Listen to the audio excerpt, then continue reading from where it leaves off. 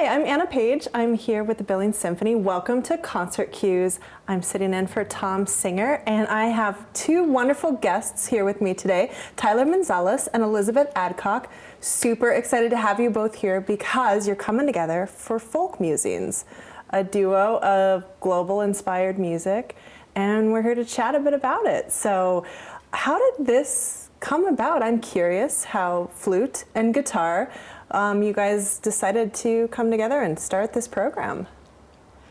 Well, I could start. Sure. Tyler reached out to me quite a while ago, last spring, and asked me if I would be interested in joining him for a flute and guitar concert. I actually hadn't met Tyler before. I had heard of him though, so. Good things, I hope. Very good things, yes. I've heard good things about you too, Tyler. Quite accomplished flutist, principal flutist for the symphony, but you're busy. You're all over the place. I am kind of all over the place. Yeah. How did this program come to you, and what made you want to come together and do a program inspired by folk music? So the folk music part actually kind of came afterward. When the Symphony was planning the entire season this year, the 2021-2022 season, they opened up the Sukin series for the first time to proposals from Billings Symphony musicians. And I just thought it was too good of an opportunity to pass up. And I've always wanted to do a flute and guitar program. And obviously I had heard of Elizabeth. She's kind of famous in the community, at least in the music community in Billings. And there were two pieces that kind of came to mind immediately. That was the Histoire du Tango by Piazzolla and Mountain Songs by Robert Beezer. And when I thought about, like what else should we program with this? What is kind of a theme that fits? I just thought of folk music. I mean, the tango is definitely traditional to Argentina. I would consider it Argentinian folk music. And the mountain songs are literally folk-inspired movements that are all compiled by the composer Robert Beezer. And then we needed a third piece to kind of round it out. And so we talked over a couple things and settled on the Romanian folk dances by Bartok. I love this Sukin series because you get to be a little bit more experimental. And for those that don't know, the Sukin series is named after the family who donated our symphony building to us, downtown Billings. But yeah, you get to be a little bit more playful with this program, it sounds like. Absolutely, and I love the Sukin series in general because we get such a diverse array of artists. And this is definitely, you wouldn't hear this combination in Alberta Bear Theater, that's usually reserved for larger acts. It's just it's an excellent opportunity. We get to perform in a smaller venue that's perfectly suited for this combination. Yeah, for a duo. Now, my ignorance might show here for a minute. Flute and guitar, common to pair these two items together? Actually, it's very common. There's a really large repertoire for flute and guitar. The guitar has, of course, this folk background, and then what better instrument to pair with it? The guitar is a really soft voiced instrument, so the flute doesn't overwhelm it the way other instruments might. So they balance quite well.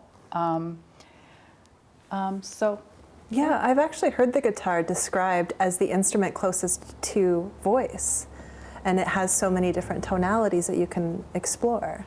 Yeah, it's a wonderful instrument to be able to pair folk, classical, jazz, so many different styles of music. And you will hear that actually in our program, where we have, some South American folk, Brazilian, Argentinian, and then, of course, Bartok. Mm-hmm.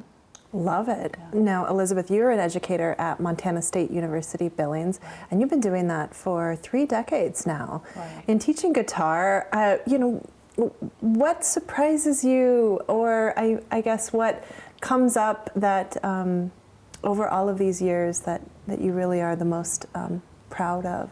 Oh, well, when you say what surprises me, the first thing that came to mind was the type of students who are attracted to the guitar and who want to learn it Right. in a college setting, which is quite different from the usual enrolled music student.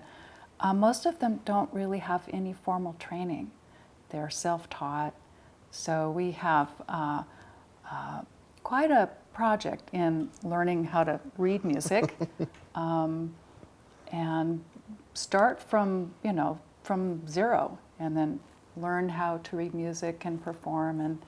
And I use the classical style because that is the style that you would learn to read notes with. Sure. And most of them have a sort of a chordal background or improvisatory background. So that's the most remarkable thing about teaching in a university setting. Sure. And how about some proud moments or things that you really stand out in your teaching career? Oh, so the proud moments would be the students who are able to assimilate this style, which is, I think, really foreign to many of them, to be able to learn how to read and get up on stage and perform. Yeah. That So, must be so rewarding Yeah, to see. it's great. And Tyler, you work with students too. You have a studio up in Great Falls where you live. And I understand too, you work sometimes with chamber musicians as well. Do you teach voice? Well, I do a lot of things actually. I was like, did I remember that incorrectly? I knew you were busy. But. Yes, incredibly busy. I have a whole job outside of music, which that could be a whole other video in itself. But yeah, even within music, I've got a couple students that I teach in Great Falls. And actually, I was teaching Skype lessons sort of before it was cool or necessary due to the pandemic. So yeah, I've taught students on both coasts and kind of everywhere in between. I've actually also taught in the college setting. I used to teach a keyboard skills class, which is, I don't know if you taught like a guitar class in Mass or. Well, not yet, but they're starting it actually this next semester. Yeah. So I would teach like up to 8 students at a time who, again, all coming from very different backgrounds, and there was such a tremendous learning curve, but everyone loves the piano. I mean, who doesn't want to play the piano? And so I spent a couple years teaching those classes.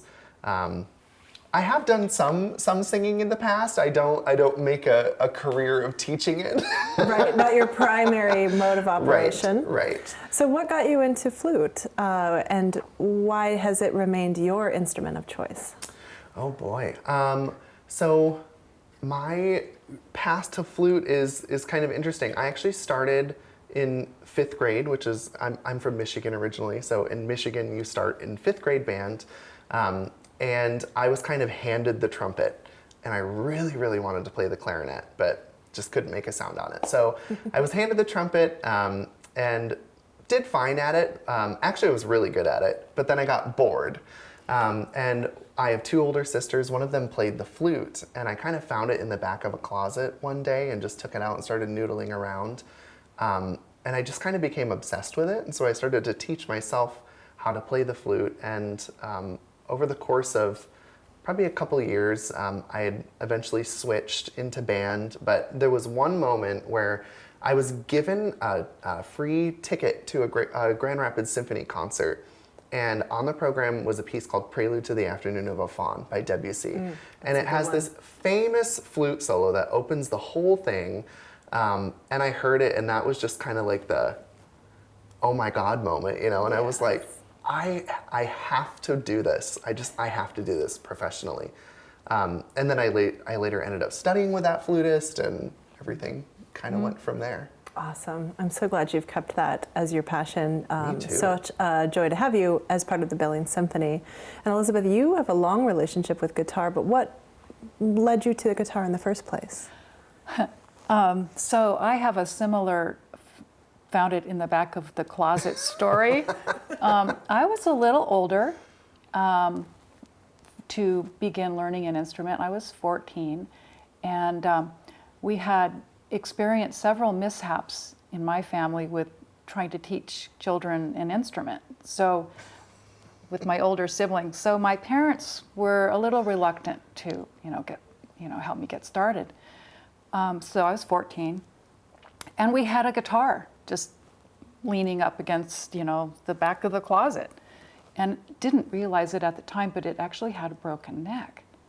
So, the neck sticks way out, and the strings are probably 3 to 4 inches high and I, started to learn on this instrument, and it was so hard.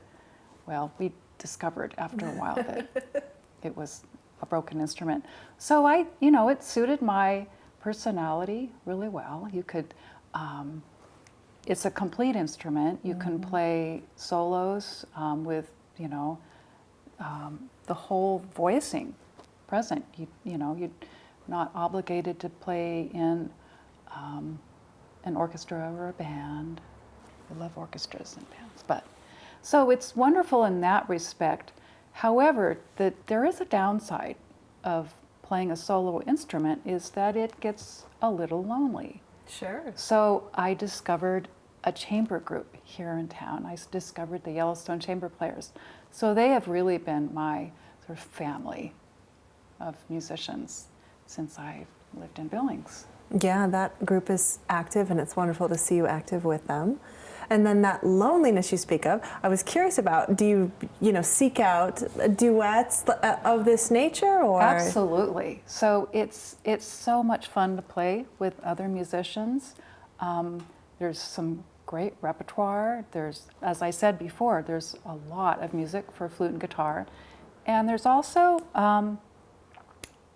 some music for, string ensembles, like guitar and a string trio, or guitar and a quartet. There are not a lot of options, but it's out there. Yeah. And then of you two living in different communities and then having to come together for a program, how did you rehearse this folk program or come to these musical pieces together? Sounds like it's a bit of a distance challenge. Yeah. Well, luckily, I think, Elizabeth, you had played the Piazzolla quite a few times, I had right? played the Piazzolla. It's a very popular piece for flute and guitar, so I had played it before. And I had not played the Robert Beezer. It's a challenging It is a beast of a piece. group of pieces. There are 8 pieces in it. Is this the one, if I remember correctly, that is the Appalachian music, Yes. and it kind of Yes. explores the geography of Appalachia? Mm-hmm. And I'm saying that right? Yeah. Appalachia. Yeah. I like that word. But it's also, even just for the 2 instruments, there are very virtuosic moments, like both technically, and then there are moments where we're just working so very hard to make it sound beautiful. And hopefully the end result sounds that way. Mm-hmm. We don't want it to sound like we're working hard, but it is yeah. So back to your question, well, how do you do this sort of long distance collaboration? So yes, it helped enormously that we had you played the Piazzolla before? I played the second movement of it Okay. before randomly, but it's one of those pieces, and I'm sure you can agree with this, where just as a flutist, you hear it probably hundreds of times before you pick Yeah. up your instrument to play it. So that familiarity helps Yep. a lot. So that wasn't difficult to put together. And the Bartok lays well for both of our instruments, even though it wasn't originally written for that combination. But it's very folk dance-like, so it lays well on the guitar. And I And think that was the piece that was transcribed for Yes. this particular Yes. style of Yeah. duo. Okay. Yeah, so that was very idiomatic, I think, for both the instruments. Coming back to the Beezer, that was a challenge, and we've had rehearsals, once a month. Yeah, once a month. so to That's speak. been the blessing is, our symphony season starts in September, And this concert is happening now in January, so we've had the whole symphony season kind of leading up to this. Oh, that brings you into town Yes, and lets you exactly. guys practice and rehearse. Wonderful. And I mean, just living in the 21st century, I mean, we had exchanged emails even just this last week where I'm like, I want to make these changes in the Bartok. Is that okay with you? And so we're able to correspond that way. Yeah. Awesome. And it's worked just fine. Yeah.